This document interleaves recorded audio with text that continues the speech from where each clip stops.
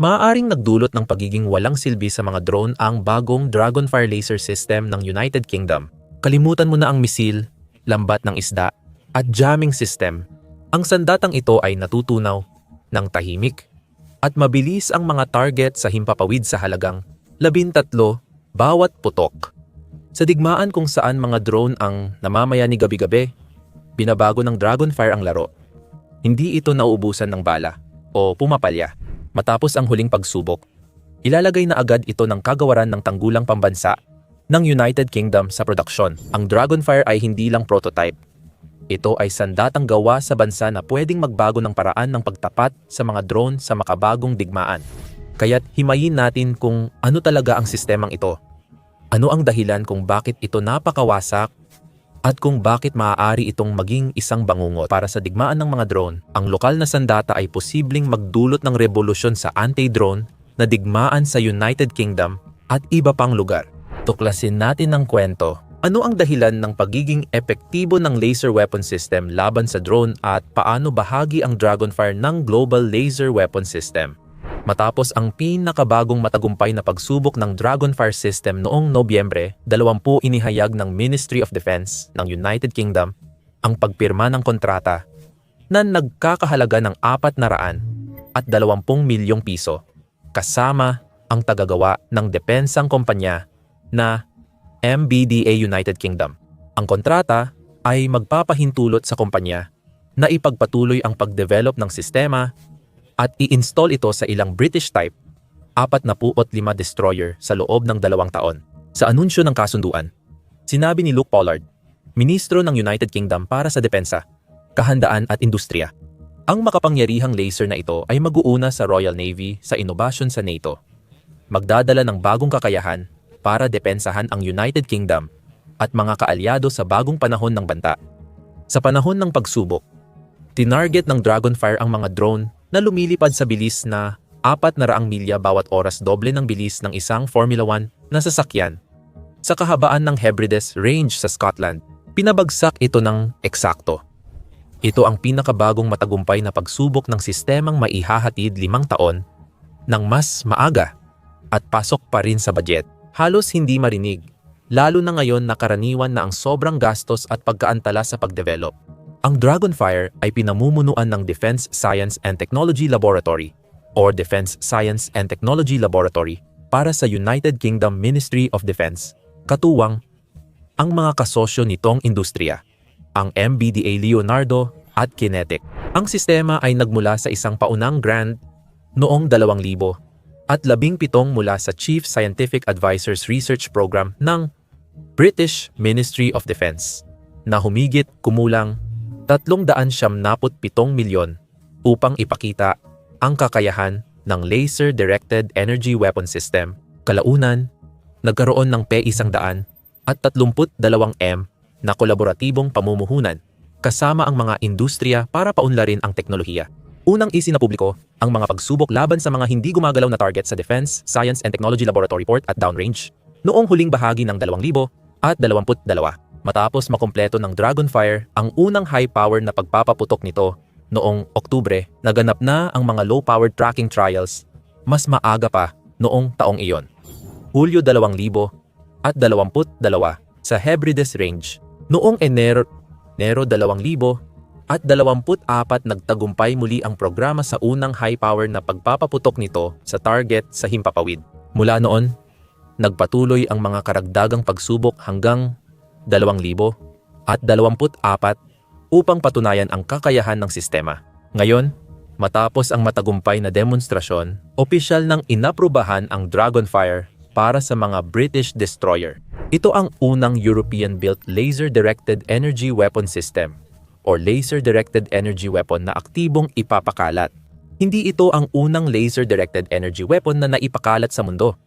At hindi rin ito ang nag-iisang European laser-directed energy weapon na dinidevelop, gaya ng makikita natin mamaya. Gayunpaman, kahanga-hangang tagumpay ito para sa United Kingdom dahil ang buong sistema ay gawa sa bansa gamit ang lokal na piyesa. Technical. Ang Dragonfire ay solid-state sandatang laser na gumagamit ng doped glass fiber bundles at sinag na pinagsasama-sama. Disenyo ng Britanya Ito ay nagmamasid at sumusuri ng banta gamit ang tatlong butas sa sinag. Direktor, ang Dragonfire ay unang itinutok sa target gamit ang panlabas na sensor, kadalasan radar, na nagbibigay ng tracking data at itinuturo ang sistema sa direksyon ng target bago lumipat sa eksaktong visual na pagsubaybay. Pagkatapos, katulad ng isang pares ng binoculars, ang unang mga butas ay nagsusuri ng malawak na lugar para sa mga banta, lalo na ang mga drone. Pagkatukoy ng banta, sinusuri ng aparato ang target gamit ang pangalawang butas sa katamtamang distansya para sa dagdag na detalye. Ang beam director ay parang teleskopyo, at ang huling butas ay gumagana rin sa ganitong paraan. Kapag ang banta ay tiyak ng natukoy at nakalak na, nagpapaputok na ang laser. Ang pinagmumulan ng laser ay nililikha sa pamamagitan ng pag-compress ng hilaw na electrical na kuryente. Pinopokus at pinatatatag ang malakas na sinag gamit ang hardware at algorithm. At itinututok ito para matiyak na lahat ng enerhiya ay tumatama sa target. Isang serye ng mabilis na gumagalaw na mga salamin o fast-moving mirror ang ginagamit upang igiya ang sinag. Ang high-speed camera at advanced na algorithm ay nagbibigay ng tuloy-tuloy na feedback. Agad inaayos ang mga salamin para matiyak na tama ang focus ng sinag sa target. Dapat napaka-eksakto ng kontrol dahil kahit kaunting galaw lang ng mga salamin ay nagdudulot ng malalaking paggalaw ng sinag na umaabot ng ilang milya mula sa pinagkakabitan.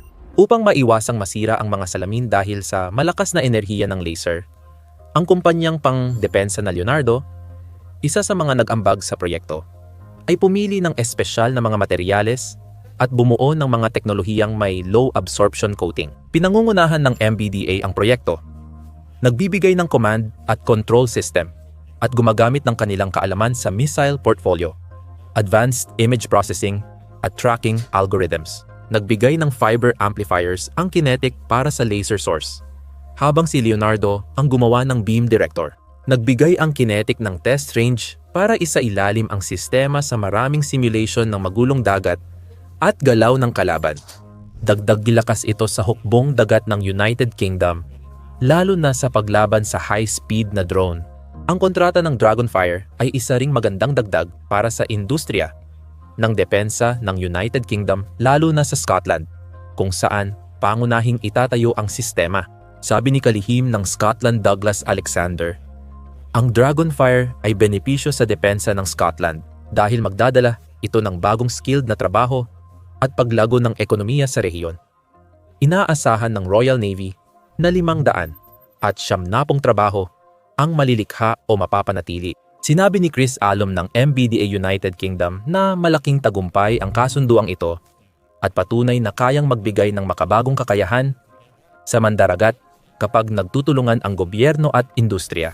Walang duda na magdadala ang sistema ng bagong antas sa matapang na Type 45 destroyers ng United Kingdom na umaasa ngayon sa Sea Viper missiles. Ginagamit ang 30mm cannon maliliit na armas at phalanx system laban sa mga banta sa himpapawid, gaya ng ipinakita ng United Kingdom laban sa Yemeni Houthi sa Red Sea noong Disyembre 2023 at 2025. Sapat na ang Sea Viper missiles para pabagsakin ang mga drone ng Iran. Dahil higit P13 milyon bawat isa ang presyo, hindi praktikal gamitin ang mga ito laban sa drone na ilang libong dolyar lang ang halaga, maliban na lang kung may emergency. Epektibo rin ang kanyon at mga phalanx system, pero mas mataas ang panganib dahil mas epektibo lang sila kapag malapit ang target. Mahusay na nalulutas ng Dragonfire ang dalawang isyong ito, ngunit classified ang saklaw nito. Sabi ng mod, kaya nitong tamaan ang kahit anong target ng eksaktong parang tumatama ng si isa na bariya, mas mababa sa 1 pulgada ang diametro, 6 na milya ang layo, at walang tunog ng makina o usok. Batay sa pinakabagong pagsubok, inaayos ng laser ang tama batay sa bilis ng drone at agad tinatamaan ang mga ito sa ere sa loob ng 10 segundo. Pinatutunaw ng laser beam ang katawan ng drone bago pa ito makarating sa distansya ng pagsabog ng suicide drone. Ngayon, suriin natin ang gastos ng pagpapakawala ng Dragon. Isa sa pangunahing benepisyo ng paggamit ng drone swarm ng Russia at Houthis ay mataas ang gastos sa pagpabagsak nito. Sa tradisyon, mabilis maubos ang stockpile ng air defense sa Russia. Kaya nagkakaroon ng puwang para makalusot ang mas mahal at mataas na payload na missile sa depensang napagod sa mga drone. Mas lumala pa ang sitwasyon dahil parehong gumagamit ang Russia at Ukraine ng decoy drone para lituhin at ubusin ang air defenses. Imbes na gumamit ng mga missile tulad ng Sea Viper laban sa drone, binabago ng Dragonfire ang usapan sa gastos. Sabi ng mod, nasa 13 lang kada putok ang gastos sa bawat pagpapaputok ng sandata. Kaya imbes na gumastos ng daan-daang libo o milyon para pabagsakin ang sandatang nagkakahalaga lang ng 10,000 libo, nababaligtad ang sitwasyon. Isa pang malaking benepisyo ng Dragonfire ay theoretical na walang limitasyong bala. Hindi kailangan ng mag-esin or pag-reload ang sandata. Kaya basta't may sapat na kuryente at pagpapalamig, maaari itong magpatuloy sa pagputok ng mura, eksakto, lubhang mapanira, at walang hanggan. Bukod dito, maaaring malaki ang lamang ng Dragonfire sa ilang karibal pagdating sa over-the-horizon tracking. Ang isang limitasyon ng LDUs ay ang laser ay diretso lang gumagalaw, kaya nililimitahan ng kurbada ng mundo ang kanilang visibility mula sa deck. Ang Dragonfire, na nakakabit sa radar ng mga barko, eroplano, at remote network, ay kayang tumukoy at tamaan ang mga kalabang nakatago sa abot tanaw. Ipinakita ng pinakabagong mga pagsubok na madali nitong nagampanan ang tungkulin. Napatunay ng malaking pag-unlad ng directed energy weapon mula sa kabiguan ng mga unang prototype sa laboratorio. Noong 2021 nagsimulang magtrabaho ang consortium na pinamumunuan ni Thales kasama ang British Aerospace Systems, Chess Dynamics, Vision 4CE at IPG sa Project Tracy para gumawa ng advanced na demonstrator para sa Royal Navy. Ang unang layunin ay magsagawa ng laser-directed energy weapon trial sa isang Type 23 frigate noong 2023, ngunit ito ay inabandona, malamang dahil sa kakulangan ng kahandaan at upang mailipat ang pondo sa iba pang mga programa tulad ng Dragonfire. Gaya ng nabanggit, bagamat United Kingdom ang posibleng unang bansang Europeo na mag-deploy ng naval laser-directed energy weapon, hindi ito nag-iisa sa pag-develop nito. Ipinapakita ng mga militar sa buong mundo kung gaano kaseryoso ang tingin nila sa laser-directed energy weapon bilang pangunahing sandata sa hinaharap, dahil nag-aalok ito ng mahahalagang kalamangan kumpara sa tradisyonal na kinetic na sandata gaya ng electronic jamming guns, missiles, at interceptor drones. Gaya ng nabanggit na, napakababa ng gastos sa bawat putok, lalo na kung ikukumpara sa mga missile, at mas kaunti ang mga limitasyon kung gaano kadalas ito magagamit. Walang magasin na kailangang i-reload. Basta't may kuryente at paglamig, maaari kang patuloy na magpaputok hanggat may mga target pa sa himpapawid. Di tulad ng tradisyonal na sandata, ang LDUs ay tumatama sa target sa bilis ng liwanag. Ibig sabihin, agad nilang tinatamaan ang mga target. Kaya may malaking kalamangan laban sa mabilis na drone na grupo. Ang mataas na rate ng pag-atake na aabot sa 20 putok bawat minuto ay dahilan kaya epektibo ang LDUs laban sa mga grupo ng drone. Kaya rin nilang mag-target ng sobrang eksakto na nagbibigay daan sa operator na tamaan ang partikular na bahagi ng drone tulad ng mga rotor o sensor. Ang kakayahang umiwas sa eksplosibong bahagi ng drone ay nakatutulong mabawasan ang pinsala ng bumagsak na drone, lalo na sa mataong lugar. Hindi pa malinaw sa ngayon kung may ganitong kakayahan ang Dragonfire. Ngunit ang ilang ibang laser-directed energy weapon system ay may mga graduated effects din. Maaaring i-adjust ng operator ang tagal ng laser para i-disable ang mga drone tulad ng pagtunaw ng motor o baterya o gawing fireball sa pagtutok sa warhead. Sa madaling sabi, pwedeng iakma ang mga sandata para sa nakamamatay o hindi nakamamatay na gamit. Pagdating sa Dragonfire competitors, nangunguna ang United States sa pagdevelop ng laser-directed energy weapon, tulad ng pagiging leader nila sa iba pang sandata. Matapos nilang magamit ang experimental na 30 kilowatt laser weapon system noong 2014 kamakailan, ay inilagay din nila ang ANSEQ, 4 Optical Dazzler Interdictor Navy or Optical Dazzler Interdictor Navy counter-drone system sa ilan sa kanilang mga destroyer. Ang 150 kilowatt class laser weapon system demonstrator or laser weapon system demonstrator ay nasubukan noong 2020 at ang 60 kilowatt high-energy laser na may integrated optical dazzler at surveillance o HELIO system ay ikinabit sa United States ship Rebel noong 2022. Ang United States ay nagtatrabaho rin sa 300 kilowatt high-energy laser counter anti-ship cruise missile program or HELCAP para talunin ang mga anti-ship missile. Bagamat mas maliit ang saklaw ng United Kingdom at ang Dragonfire ay 50 hanggang 100 kilowatt lang, layunin pa rin ng programa na maging sariling kakayahan ng Britanya. Gayunpaman, ilang teknolohiya gaya ng naval power at energy storage systems para sa armas ay na-develop sa mga kolaborasyon ng United Kingdom at United States. Ang tanging ibang miyembro ng NATO na kasalukuyang gumagamit ng sariling gawang laser-directed energy weapon ay ang Turkiya. Gayunpaman, ang Nazar system nito na ipinakilala noong 2021 ay hindi eksaktong katumbas ng Dragonfire, Nazar. Nakatuon ito sa pag-abala ng mga optical at electro-optical na sensor sa halip na sunugin ang mga target. Kaya nitong gambalain ang mga guided missile at reconnaissance system nang hindi nangangailangan ng mapanirang lakas. Ikinabit sa mga plataporma sa dagat. Pinapalakas ni Nazar ang depensa sa dagat ng Turkey sa pagbibigay proteksyon laban sa pagmamanman at pagtutok. Gayunpaman, binigyang diin ng mga opisyal ng Turkey na si Nazar ay gumagana sa larangan ng electronic warfare.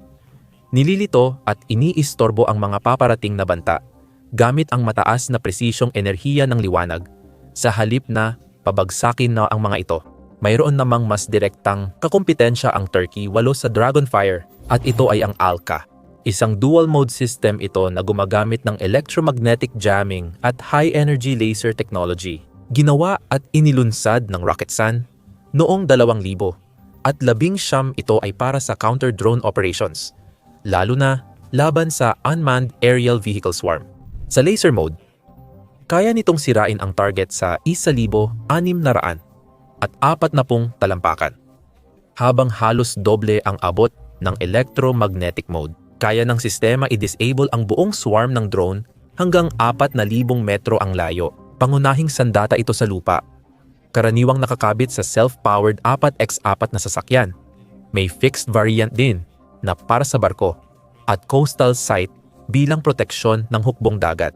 Ayon sa ulat, natutukoy ng ACLA ang mga target na may 0.3 inch na katumpakan sa 3,000 at 300 talampakan at umaatake hanggang 73 milya kada oras. Ayon sa ulat, ginamit ito sa Libya para sirain ang pakpak ng LUM-2, unmanned aerial vehicle na posibleng unang beses na nagamit ang combat laser na nakakabit sa sasakyan sa digmaan. Mayroon ding laser-directed energy weapon ang Australia na aktibong ginagamit, ang Electro-Optic Systems Apollo HEL, katulad ng Dragonfire na may 100 kilowatts, kaya ng sistemang ito umabot sa 100 at 50 kilowatts at naka-container para madaling dalhin. Dahil nakatuon ito sa mga target sa lupa, pinagsasama ng Electro-Optic Systems Titana system ang Apollo HEL sa radar at command at control, kabilang ang anti-drone na function. Isa pang laser-directed energy weapon na malapit na konektado sa isang matibay na kaalyadong militar ng United Kingdom ay ang Iron Beam ng Israel. Isang sistema na hindi pa ganap na aktibo sa serbisyo, ngunit inaasahan na ang unang operasyonal na pag-deploy nito ay mangyayari na sa lalong madaling panahon. Binuo ng Rafael Advanced Defense Systems at LBIT Systems, ang Iron Beam ay may 100 kilowatts ng mataas na enerhiya at dinisenyo para harangin ang rocket, mortar at drone. Layunin nitong maging matipid at mataas ang kapasidad bilang dagdag sa kasalukuyang layered na Iron Drone. Arrow at David Sling na depensa sa himpapawid. Ang Iron Beam ay dinisenyo upang direktang makipag-ugnayan sa Iron Dome system na bagamat napaka-epektibo ay umaasa sa tamir. Sumasalo ng mga misil na nagkakahalaga ng 40,000. Bawat Iron Beam ay nagpapababa ng gastos sa humigit kumulang 3 kada putok na halos walang dagdag na gastos. Isa pang dating kolonya ng Britanya o mandato na gumagawa ng prototype, ang LDU ay India. Tulad ng United Kingdom, aktibong hinahabol ng India ang mga directed energy weapon mula pa noong 2017. Pinangungunahan ito ng CSS, ang sentro ng India para sa mataas na enerhiyang sistema at agham. At ng LASTEC, ang sentro ng agham at teknolohiya ng laser. Ang Durga-2 ay isang 100 kilowatt na klase ng laser na kayang tumarget ng mga banta sa lupa, himpapawid at dagat.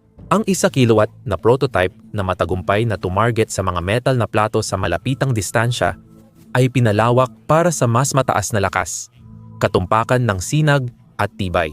Ang sistema ay inaasahang magiging multi-domain sa huli, na kayang ikabit sa mga sasakyang militar, barkong pandagat, at mga platapormang panghimpapawid. Iniulat din na matagumpay na nasubukan ng India ang mas makapangyarihang 30 kilowatt na Surya laser na kayang tumarget ng mga high-speed na misil at drone hanggang 100 at 24 na milya ang layo.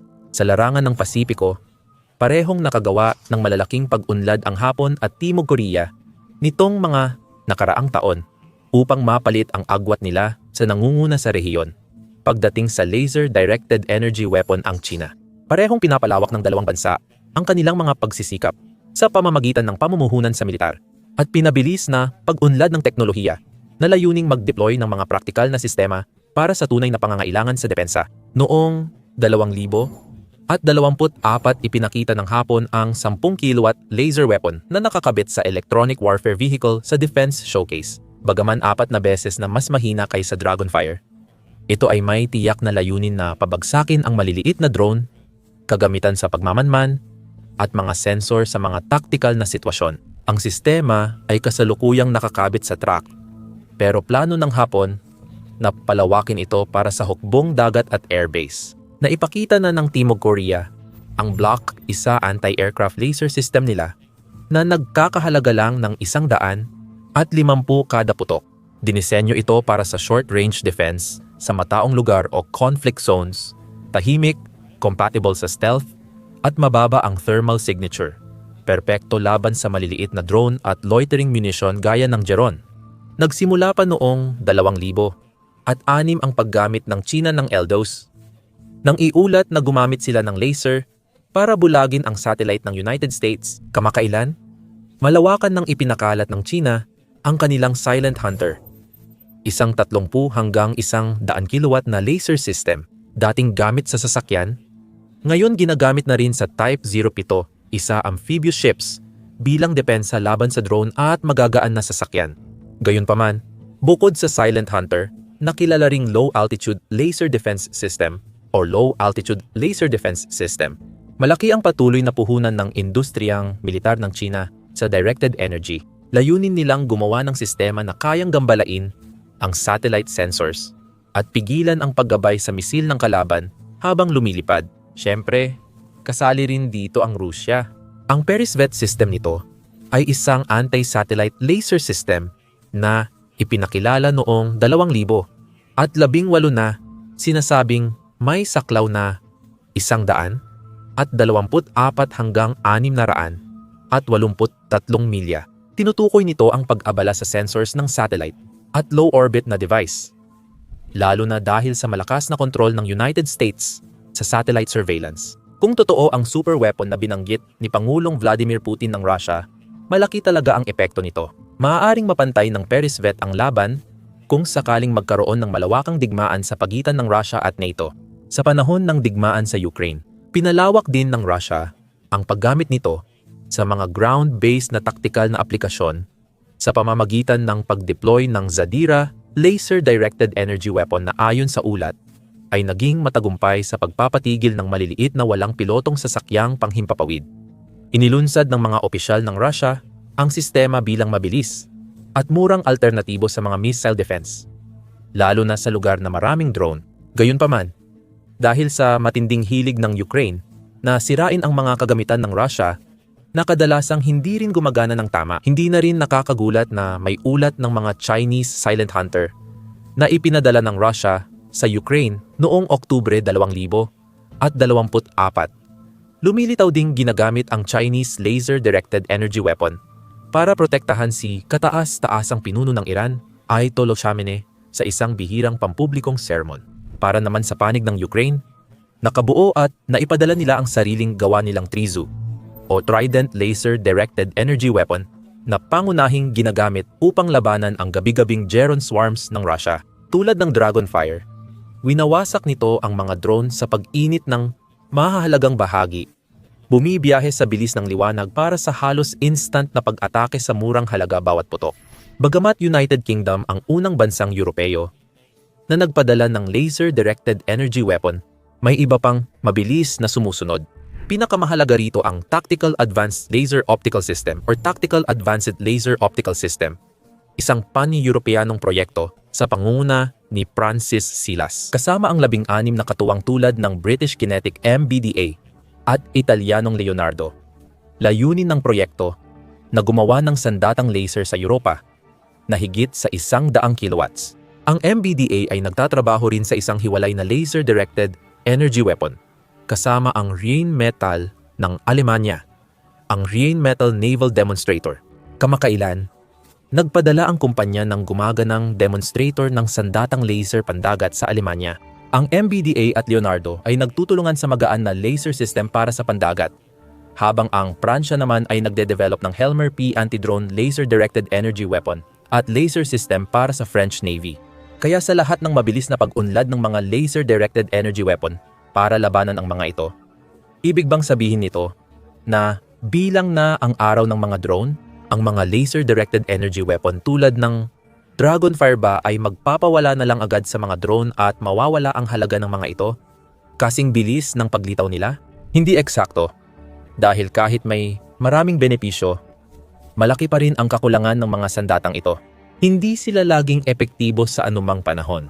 Bumababa ang performance tuwing may hamog, ulan, alikabok, o usok dahil sa pagkalat ng sinag. Kadalasan, ang mga laser-directed energy weapon ay kailangan ng line of sight targeting kaya hindi nila matatamaan ang mga target na tago sa likod ng hadlang o mababa sa abot-tanaw.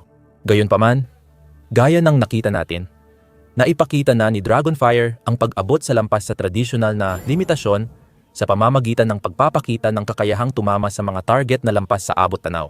Pinapayagan nitong subaybayan at tamaan ang mga target sa likod ng kurbada ng mundo, pero hindi pa rin kayang tamaan ang mga target na natatakpan sa paningin. Ang mas malakas na laser-directed energy weapon ay maaaring maapektuhan ng thermal blooming dahil umiinit ang hangin sa paligid ng sinag at nagdudulot ito ng pagkalabo. Lalo itong nagiging issue kapag direktang hinaharap ang banta ng misil dahil halos hindi gumagalaw ang sinag. Gayon din, kahit kaya nilang tunawin ang P-600 at 50 yarda sa papel, hindi ito ganoon kasimple sa aktwal. Upang matunton at labanan ang isang mabilis na gumagalaw at posibleng umiilag na target sa paglipas ng panahon, kailangan ng eksaktong pagtutok at ilang segundong pagtama ng sinag sa target para sa epektibong pag-atake na maaaring hindi magawa lalo na kung masama ang panahon. May limitasyon ang bisa ng laser beam sa ilang materyales na matibay o mapanlinlang sa init na nagpapababa ng epekto nito. Habang dumarami ang paggamit ng LDUs, asahan na gagamit ang kalabang gumagawa ng drone ng materyales na lumalaban sa laser bilang panlaban. Maaaring gamitin ang obscurant gaya ng usok para pahinain ang sinag, ngunit limitado ang epekto nito, lalo na sa hukbong dagat. Sa huli, kahit na napakababa ng gastos sa bawat putok kaya't matipid ito sa pangmatagalan, mataas naman ang paunang gastos sa pag-develop at pag-integrate ng mga laser system. Kung pagsasamahin lahat, nagbibigay ang LDUs ng balanseng solusyon. Kung ikukumpara sa mga radio frequency jammer or kinetic interceptor, mas eksakto sila kaysa sa mga jammer at mas matipid kaysa sa mga baril. Pero nangangailangan ng malinaw na kondisyon at matatag na kuryente para sa pinakamabisang epekto. Kaya, kahit hindi nila pinapalitan, ang Dragonfire ay isang napakagandang karagdagan sa kasalukuyang depensa ng United Kingdom laban sa mga drone at tiyak na magpapasigla pa ng mas marami pang inobasyon sa hinaharap. Iuulat namin ang lahat ng bagong kaganapan sa kapanapanabik at minsang nakakatakot na mundo ng sandatang laser. Kaya siguraduhin ninyong mag-subscribe sa channel para wala kayong mamiss. Salamat sa panonood.